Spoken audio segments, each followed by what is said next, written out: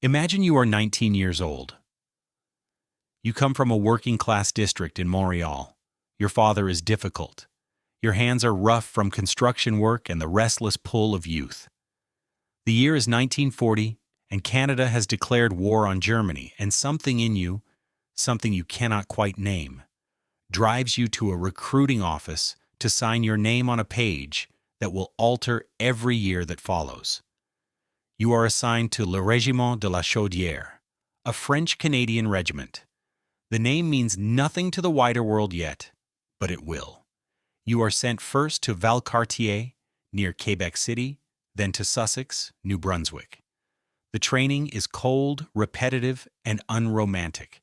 Route marches through mud, rifle drills until your arms ache, bayonet instruction against straw dummies that never look anything like a man. You eat poorly, you sleep in rows.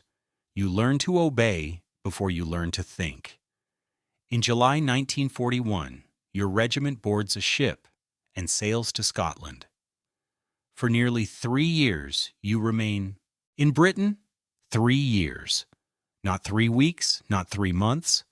3 full years of preparation for a war that keeps existing across the English Channel while you drill, wait, and wonder if the invasion will ever come.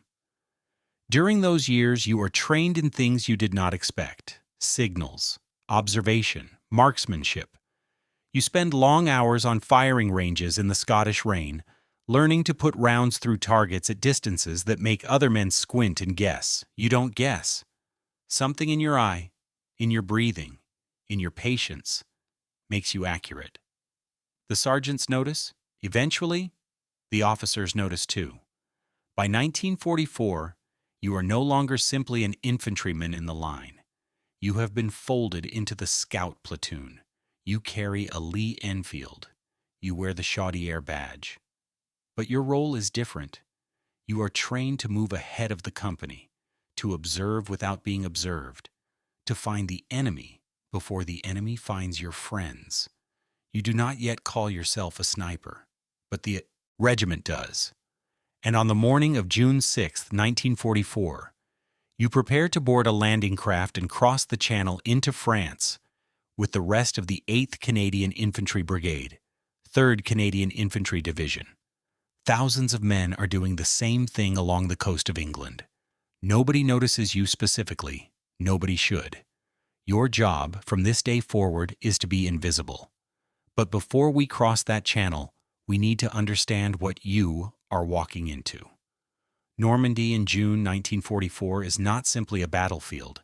It is a system of hedgerows, stone villages, sunken roads, and mined beaches designed to kill attackers in the first 60 seconds of exposure.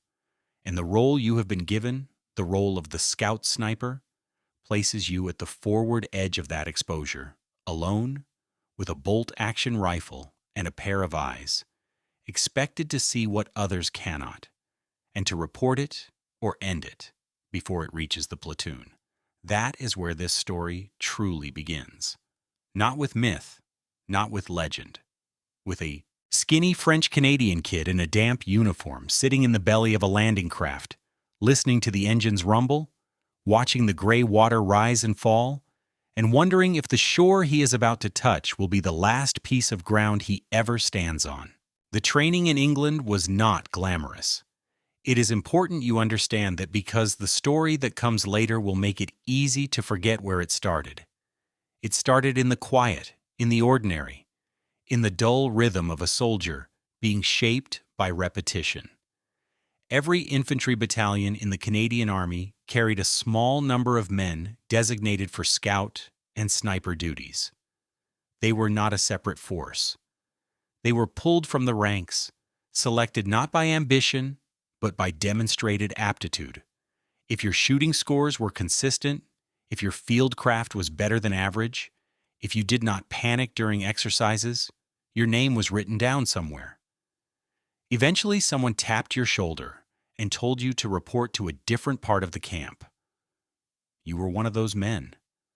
Not because you volunteered for glory, because you could shoot, because you could hold still, because you had a quality that no amount of training could fully install in a man who lacked it from the start, or tolerance for being alone, for silence, for long stretches of nothing at all. The sniper's training in England was about dismantling the habits of the ordinary rifleman. The ordinary soldier learns to move with his section, to fire when ordered, to advance in bounds. The sniper learns to separate from all of that, to lie in a hedgerow for 3 hours without adjusting his position, to read terrain the way a hunter reads a forest, to notice the single movement that does not belong, a helmet shifting behind a wall, a shadow crossing a window at the wrong angle, a branch bending where there is no wind. You learn to estimate distance without instruments, a man standing at 200 yards, a man crouching at 400, the way the human body shrinks against a landscape. You learned the characteristics of the Lee Enfield No. 4 Mark I, the standard sniper variant, its 10-round magazine, its bolt action, and the way its recoil settled differently depending on whether you were lying flat, kneeling, or bracing against stone. You learned to control your breathing. Inhale, exhale halfway, hold, squeeze, not pull, never pull. You learned about wind. Not in the way a sailor learns about wind, but in the way a surgeon learns about nerves. Precisely, analytically. A 5-mile-per-hour crosswind at 300 yards pushes a .303 bullet roughly 4 inches. At 500 yards, the drift more than doubles. You learn to read the signs: grass bending, smoke curling, dust lifting. You learned that mirage, the shimmering heat distortion above the ground, tells you which way the air is flowing and how fast, if you know how to read it. Most men do not know how to read it. That is why most men are not snipers. You also learned something harder to articulate. You learned the emotional architecture of the job. The sniper does not fire into a crowd. The sniper selects a single person, observes that person through magnified optics, watches them move, crouch, drink from a canteen, gesture to a comrade, then removes them from the world. This is not abstract. This is intimate. And you were trained to accept that intimacy not with eagerness or detachment, but with discipline. The Army did not want men who enjoyed it. The Army wanted men who could do it consistently, without losing the steadiness that made them useful. There was also concealment. You learned to build hides, to use natural vegetation to break the outline of your helmet, your shoulders, your rifle barrel with strips of burlap, netting, and local foliage. You learned that the most common mistake was not poor aim, but poor concealment. A sniper who fires a perfect shot but reveals his position is not a sniper. He is a dead rifleman who happened to hit his target once. And finally, you learned patience. Real patience. Not the patience of waiting in a queue.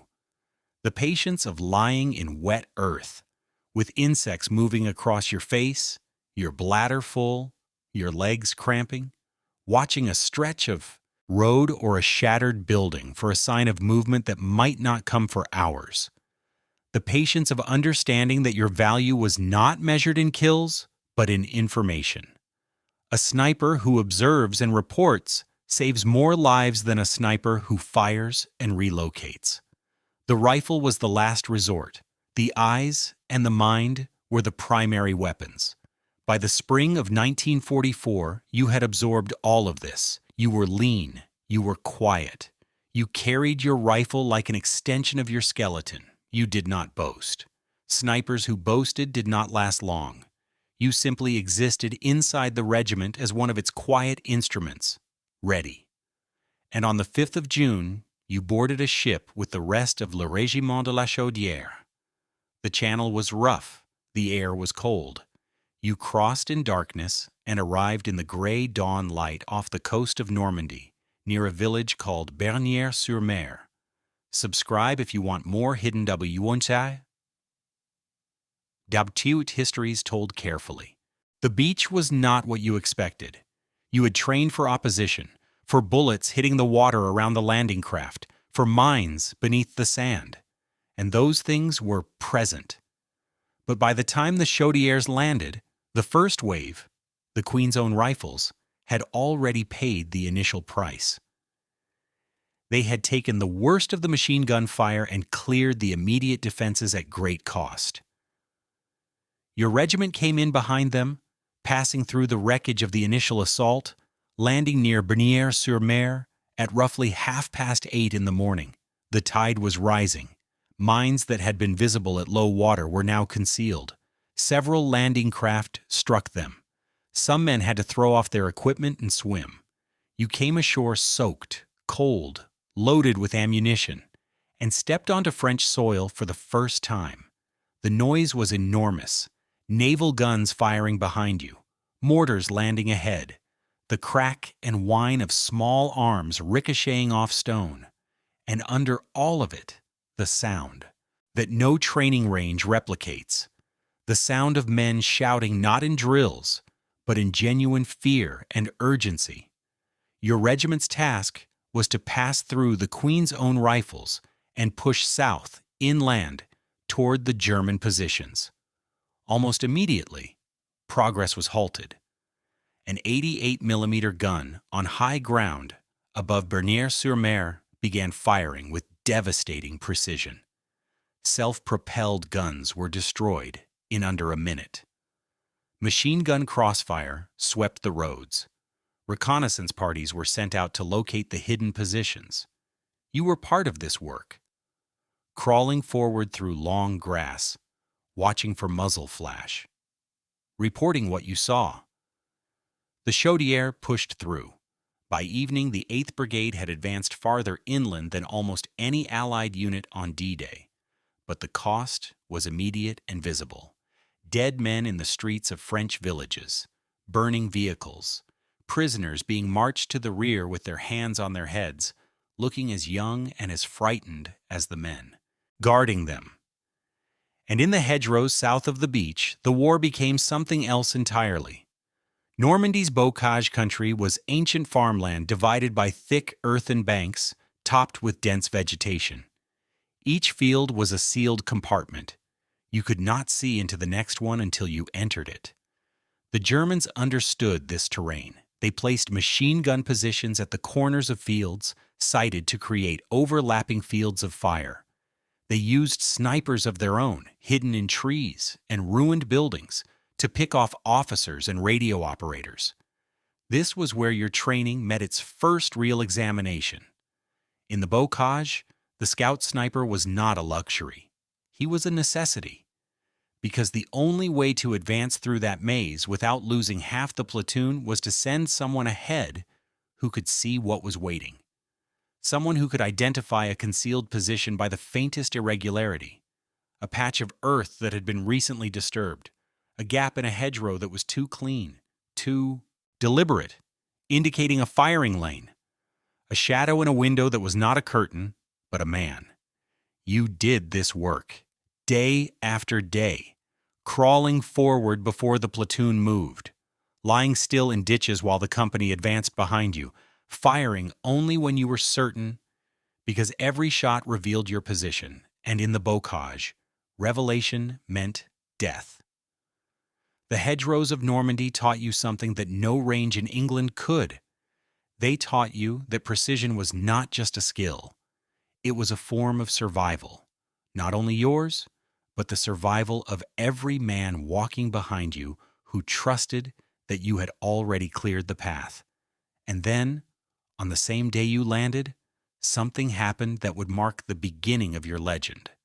Though you did not think of it that way, you helped capture a German armored half-track. The details vary depending on who tells the story, but the outcome is documented. A young scout sniper operating forward of the main body helped neutralize and seize a German vehicle along with its equipment and crew. It was a small action in a very large day, but it was noticed, and the men who noticed it began watching you more carefully. Normandy was not a single battle. It was a grinding campaign that lasted through June, July, and into August. The regiment fought at Caen, at Carpiquet Airfield, in the brutal attritional warfare south of the beachhead where gains were measured in hundreds of meters and paid for in dozens of lives. The landscape was ruined. Villages became rubble, fields became craters. The smell of cordite and decomposition became so constant that men stopped noticing it, which was itself a kind of wound. And somewhere in those weeks, in a moment that would reshape the rest of your war, the worst thing that could happen to a sniper happened to you. It was near Carpiquet. You and a small group of soldiers had been assigned a reconnaissance mission behind German lines.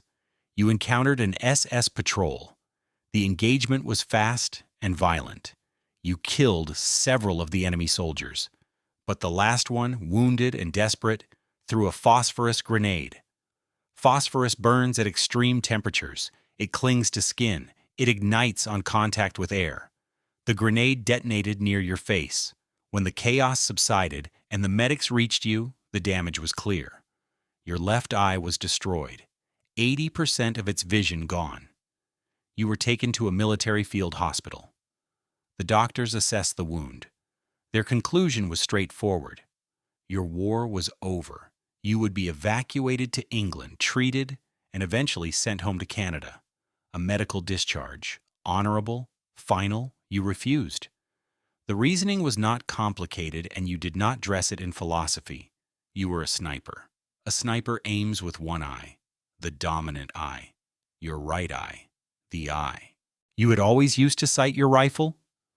The left eye, the one now ruined, had been closed every time you fired a shot for the past 4 years. Its loss was devastating to a normal soldier. To a man who needed binocular vision for driving, for throwing grenades accurately, for judging the distance of an oncoming threat in a chaotic firefight, but for the specific task of looking through a scope and placing a bullet precisely where it needed to go, you argued, nothing had changed. The officers were reluctant. A one-eyed soldier was a liability in most roles, but a one-eyed sniper, if that sniper could prove he still performed, was something else. You proved it. On the range, in the field. Shot after shot, you demonstrated that your accuracy had not diminished. Your world had narrowed, yes. Depth perception was altered. Peripheral awareness on your left side was gone. But the core of what made you dangerous remained intact. They let you stay. You returned to your regiment. You wore an eye patch. The men called you the one-eyed ghost. It was not a name you chose or encouraged, but it followed you. And in the weeks and months that came, it became something the Germans in your sector would learn to fear, though they would never see the face behind it. What nobody discussed, because soldiers did not discuss such things, was what it meant to go back to war with a wound that dramatic and choose to remain. It was not bravery in the way that word is usually used. It was something closer to compulsion. The war was not finished. Your friends were still fighting. The Germans were still killing them. And you possessed a skill that could make a difference. To leave felt like betrayal. To stay felt like necessity. The cost of staying, the physical pain, the vulnerability, the knowledge that your margin for error had just been halved, was something you absorbed silently and carried forward. The eye patch became part of you. The rifle remained in your hands, and the war went on. Now every day required adjustment. Before the injury, your body had operated as a unified instrument, 2 eyes feeding information to a brain that processed distance, movement, and spatial relationships without conscious effort. Now half of that system was gone. Depth perception was the first problem. Judging how far away an object was, whether it was 200 meters or 300, became an exercise in calculation rather than instinct. You compensated. You memorized the apparent size of known objects at known distances. A man's head at 200 meters. A man's shoulders at 300.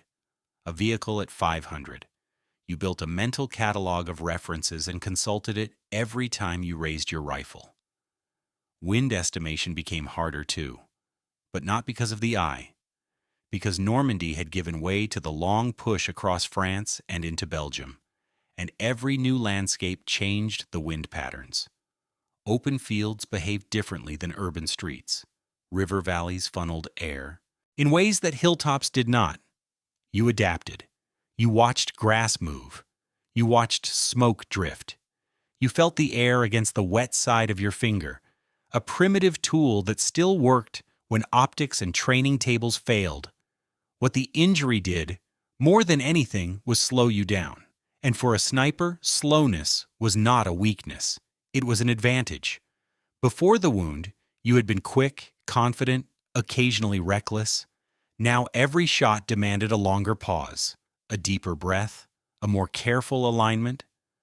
The rifle began to feel less like a weapon and more like a surgical instrument. You used it with the precision of someone who could not afford to waste a single round, because every round fired was also a sound, a flash, a location revealed. And with diminished vision, relocating after a shot was more dangerous than it had ever been. You became quieter, more patient, more disciplined. The chaos of the battlefield roared around you. Artillery, machine gun fire, the screams of wounded men, and you sank below all of it into a private silence where the only things that existed were the crosshairs, the target, and the slow squeeze of the trigger. The men in your platoon stopped treating you differently. At first, they had watched you with a mixture of pity and doubt. A one-eyed soldier seemed fragile, limited. But as the weeks passed and you continued to perform, continued to identify threats others missed, continued to make shots that saved lives, their doubt turned into something else. Not admiration. Soldiers at the front did not have time for admiration. Something closer to trust. They knew what you could do. They stopped questioning how you did it. And somewhere in that slow transformation, in the grinding daily education of war, you became something more than a trained marksman with a bolt-action rifle. You became what the Army needed and rarely said aloud, a man who could kill individually, selectively, and without spectacle.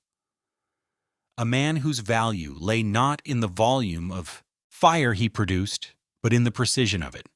One shot, placed correctly, could stop an attack. One shot, placed correctly, could silence a machine gun crew. One shot, placed correctly, could convince an entire platoon that the hedgerow they were about to cross was already being watched by someone they could not see and could not find. That was power. Quiet, invisible, irreversible power. And by the autumn of 1944, it was entirely yours. In late October 1944, the war carried your regiment into one of the most punishing campaigns Canadian soldiers would ever fight, the Battle of the Scheldt. The strategic logic was simple. The Allies had captured the massive port of Antwerp in September, but the Germans still controlled the Scheldt estuary, the long waterway connecting Antwerp to the North Sea. Until that waterway was cleared, the port was useless. And without the port, the entire Allied advance into Germany risked stalling for lack of supplies. The job of clearing the Scheldt fell to the 1st Canadian Army. The landscape was a nightmare. Low-lying Dutch and Belgian polder country, flat, flooded, dissected by dikes, canals, and drainage ditches. The Germans had deliberately opened sluice gates to turn the fields into swamps. Roads ran along the tops of narrow dikes, exposed and obvious. Moving off the roads meant sinking into mud that could swallow a man to his waist. There was no cover. There were no hills. There was nothing to hide behind except water and earth. And the Germans had fortified every dry point with machine guns, artillery, and mines. For the infantrymen, the Scheldt was misery beyond anything Normandy had offered. The cold was relentless. The rain did not stop. Uniforms were permanently wet, boots rotted, trench foot became epidemic. Men lived in shallow holes filled with water, sleeping in shifts, eating cold rations, and waiting for the next barrage. For the sniper, the Scheldt was something different. It was a landscape that rewarded stillness and punished movement.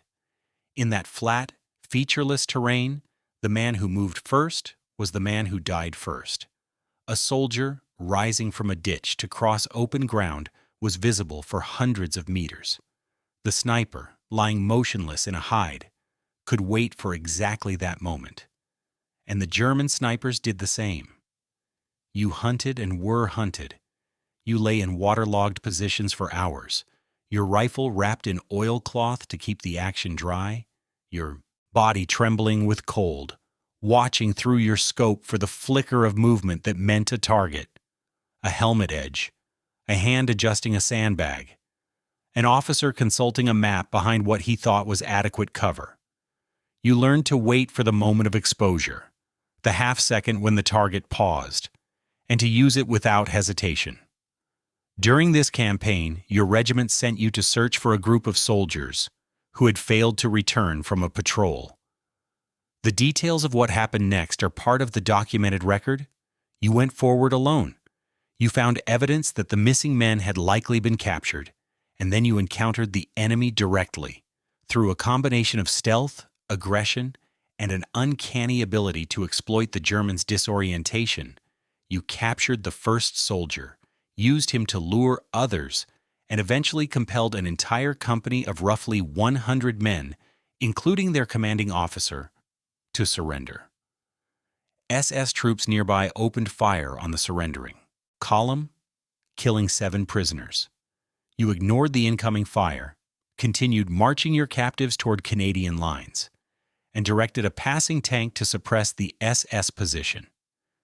You arrived at camp with 93 German prisoners. This was not a story anyone had expected. 1 soldier, 1 eye, 93 prisoners. The senior officers were stunned. An award was recommended. But by the time the paperwork moved through the system, other events overtook it, and the recognition was delayed or declined depending on which account you follow. It did not matter to you. What mattered was that the missing men had been accounted for, that 93 Germans were no longer in positions to kill your friends, that the job was done. But the Scheldt was not done with you. In February 1945, the regiment had moved to the Rhineland. The ground war was grinding toward Germany.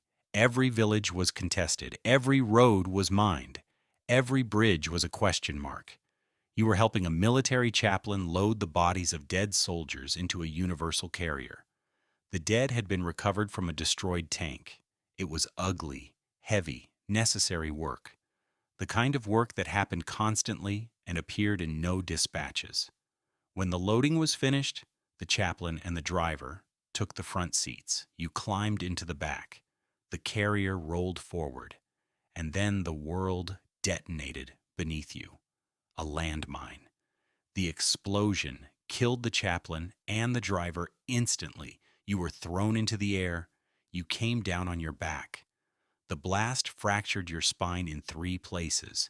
It broke 4 ribs. It shattered both ankles. You were unconscious. When you woke, medics were already over you, injecting morphine. They transported you to a field hospital, stopping every 15 minutes to administer more. The doctors told you the war was over. Again, this time with greater certainty. Your back was broken. Your ankles were smashed. You were encased in plaster from your chest to your waist. A man in that condition did not return to combat. A man in that condition was evacuated, discharged, sent home. You refused. Again. But this time the refusal was more complicated. You could not simply argue your way back to the line as you had with the eye. You could not walk. You could barely move. So you did something that bordered on insubordination. You escaped the hospital. In a plaster cast. You made your way to the Netherlands, to a civilian family you had met during the Nijmegen deployment, and you convalesced there.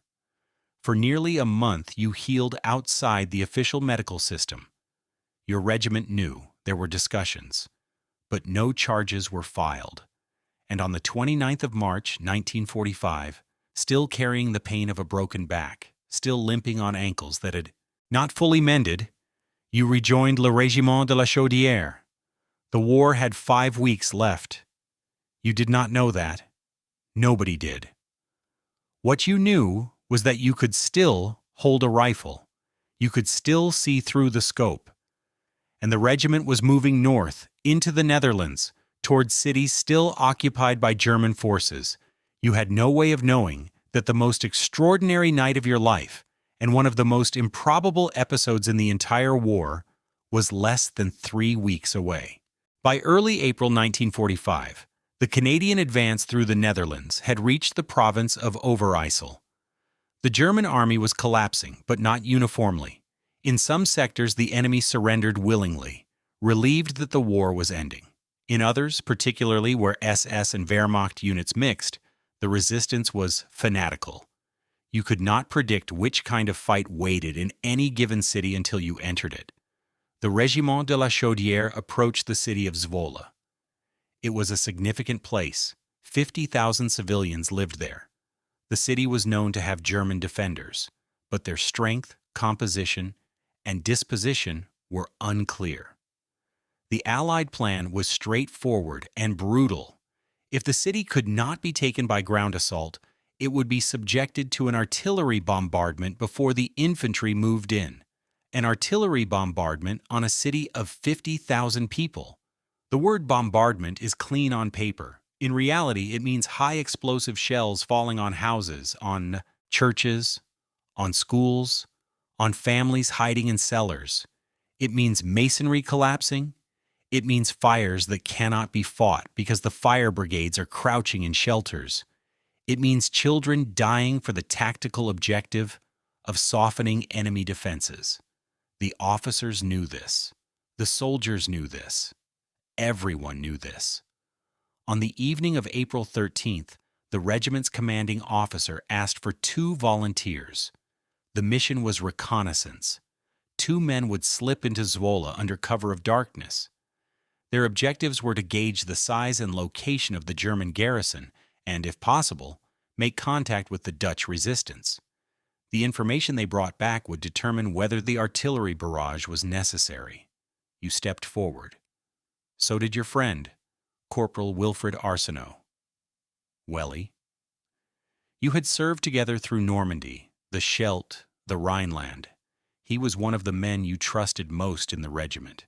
He was also a scout sniper. He understood the work. The two of you gathered your equipment. You carried Sten guns, compact submachine guns suited for close quarters work. You carried grenades. You carried the training of 4 years and the instinct of 11 months of continuous combat. And you carried something else, a private understanding between you that if the German garrison in Zwolle was weak enough, you might not wait for the artillery. You might try to do something about it yourselves. Not because you were ordered to, because you had seen what bombardments did to cities, and you had seen enough. That night, as darkness settled over the Dutch countryside, you and Arsenault left the Canadian lines and moved toward Zwolle on foot. The fields were silent. The air was cold. The sky was overcast. And ahead of you, invisible behind its old walls, an occupied city waited. You stopped at a farmhouse on the outskirts. The farmer, a man named Hendrik van Gerner, was sympathetic. He gave you information, rough positions of German emplacements, locations near the railway tracks. He confirmed that the city was defended, but the details were incomplete. You thanked him and moved on. You and Arsenault crossed the open ground between the farm and the city's edge. You moved carefully, slowly, using the drainage ditches and hedgerows for concealment, the way you had been trained to do 1,000 times. The city was dark, no streetlights, blackout conditions. You could smell coal smoke and damp stone. You could hear, faintly, the sounds of a garrisoned city at night. An engine idling, a door closing, a voice too far away to distinguish words. And then something went wrong. The accounts differ on exactly how it happened. A noise, a misstep, an accidental exposure of position near a German emplacement.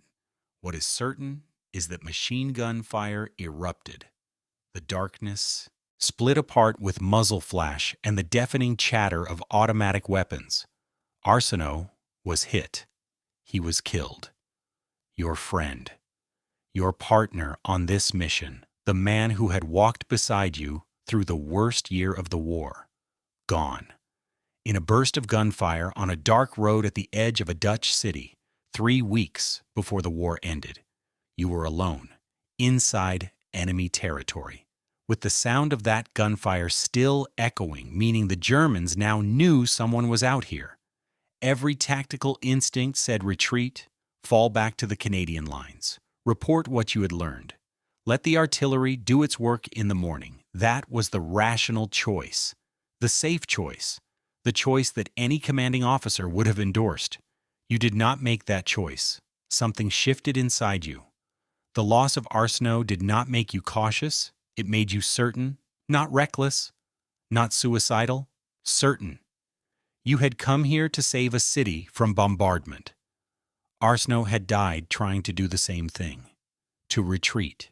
Now to let the shells fall on 50,000 civilians, because the mission had become harder, felt like a betrayal of everything the two of you had set out to do. You picked up Arsenault's weapons, you added his ammunition to your own, and you turned toward Zwolle, alone. What happened next unfolded over approximately 6 hours, from roughly midnight to dawn. One man, one city. The documented record, the regimental war diary, the official citation for the Distinguished Conduct Medal, and the accounts given by Dutch civilians, resistance members, and the soldier himself in rare later interviews, all converge on the same essential narrative, even as the specific details shift depending on the source. You entered Zwolle. The streets were dark and silent. It was after midnight.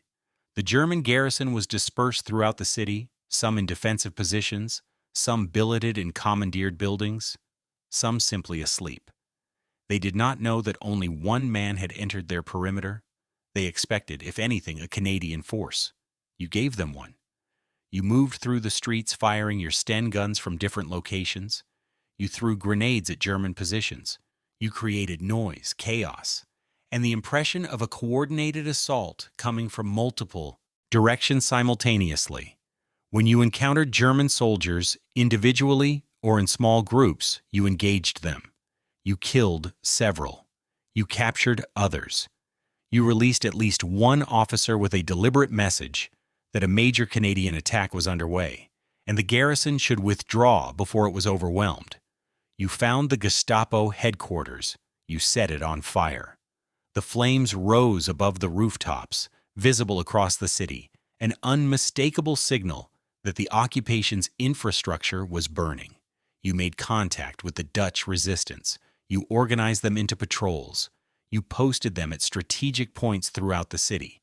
For 6 hours, you coordinated, fought, bluffed, and moved through Zwolle's streets, converting the chaos of your solo assault into what appeared, from the German perspective, to be an organized military operation. The Germans believed it. They could hear gunfire from multiple quarters. They could see their headquarters burning. Their soldiers were being captured. Their patrols were being ambushed. The Dutch resistance, emboldened by the sound of combat, was emerging from hiding and taking positions. The situation, from the German commander's point of view, was untenable. At approximately 4 a.m, you waded across a canal on the city's edge. You had posted resistance patrols at the key points. You had done everything that could be done from inside. Now you needed to report. But before you left, you did one more thing. You went back for Arsenault. You found his body on the road where he had fallen. You lifted him, and you carried him out.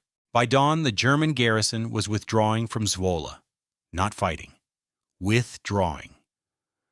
Columns of soldiers pulling out through the roads to the east, convinced that a superior Canadian force had infiltrated the city and that further resistance was pointless. The planned artillery bombardment was canceled.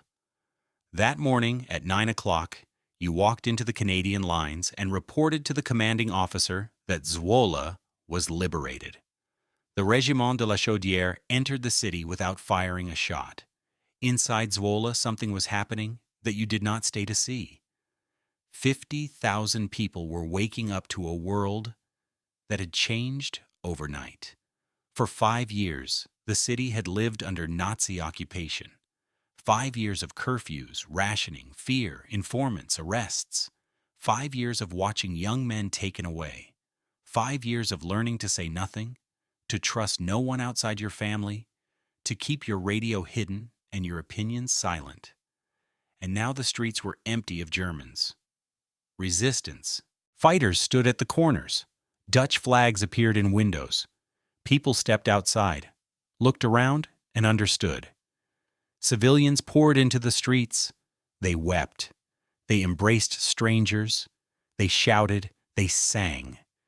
They did all the things that human beings do when the weight of occupation lifts, and the air feels different, and the future, for the first time in half a decade, contains the possibility of something other than fear. They did not know, most of them, not yet, that this had been the work of one man, one Canadian, one sniper, with one eye, and a broken back, and a sack of grenades, and a dead friend left on the road outside the city walls. They would learn the story later. It would become part of Zwolle's permanent memory. The liberation story would be taught in schools. Streets would be named. Monuments built. A soccer club would put the name on their jerseys decades later. A 14-year-old boy who saw the first Canadian soldier walk through the streets that morning would write many years later that with that man came freedom from 5 years of dictatorship and a new life for all of them. But on the morning of April 14th, 1945, none of that had happened yet. There was only the city and the people, and the sound of church bells ringing for the first time in years, and somewhere behind the celebration, a French-Canadian private walking back to his regiment carrying the body of his friend. This is usually where the story ends. Liberation, victory, the hero's return. The medal?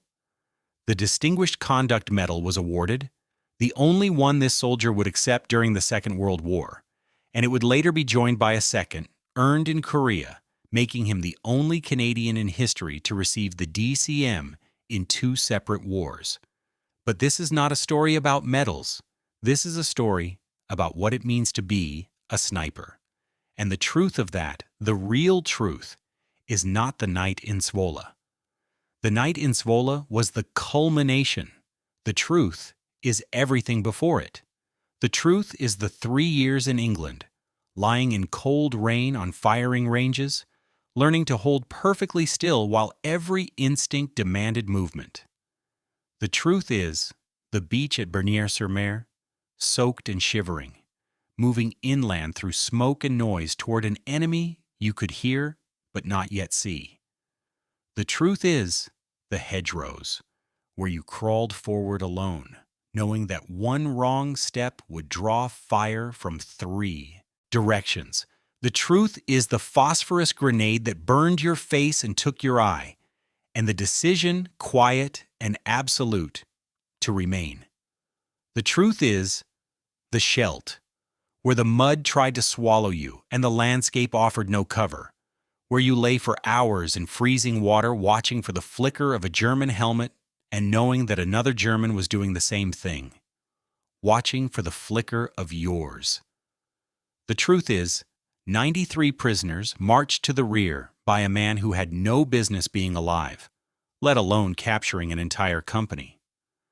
The truth is the landmine that broke your back and killed the men beside you, and the second refusal, and the hospital escape, and the plaster cast, and the Dutch family who sheltered a wounded Canadian for a month while his bones slowly knit.